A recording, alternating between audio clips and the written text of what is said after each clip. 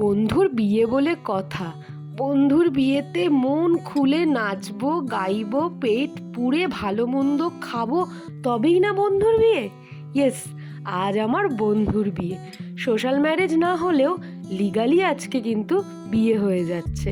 তো তার জন্য আমি এখানে রেডি হয়ে নিয়েছি, আর এখন আমি দেরি হয়ে যাচ্ছি, তাই ঝটপট বেরিয়ে পড়তে হবে। আর বন্ধুর বিয়েতে যাওয়ার মূল উদ্দেশ্যই তো হলো আরও বন্ধুদের সাথে দেখা হবে। সব বন্ধুরা একসাথে দেখা করে আড্ডা দেব, হাসবো, গাইবো, নাচবো, খাবো, তবেই না মজা। সেই কত দিনের বন্ধুত্ব আমাদের, একসাথে মান অভিমান, সুখ দুঃখ, কত সময় আমরা পেরিয়ে এসেছি। আজ কতগুলো দিন পর আবার সবার সাথে দেখা হলো। তো যেই বন্ধুর বিয়ে, সেই বন্ধুকে তো তোমরা সবাই চেনো।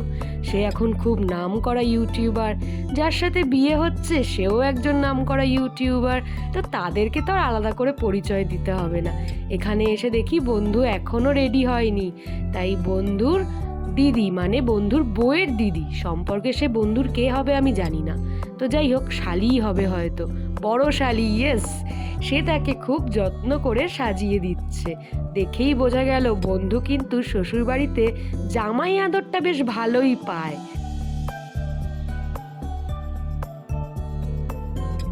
স্বর্ণজিৎ রেডি হয়ে আমাদেরকে নিয়ে গেল পূজার সাথে আলাপ করাতে।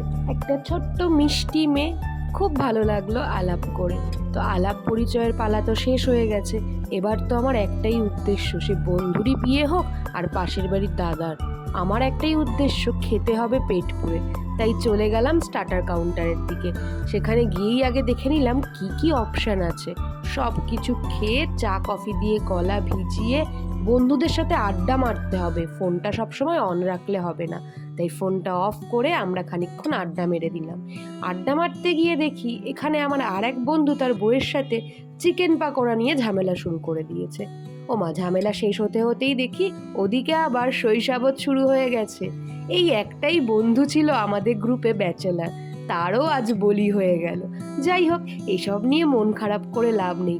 ওদিকে গরম গরম খাবারের গন্ধ আমাকে টানছে, তাই আর সময় নষ্ট না করে চলে গেলাম খেতে।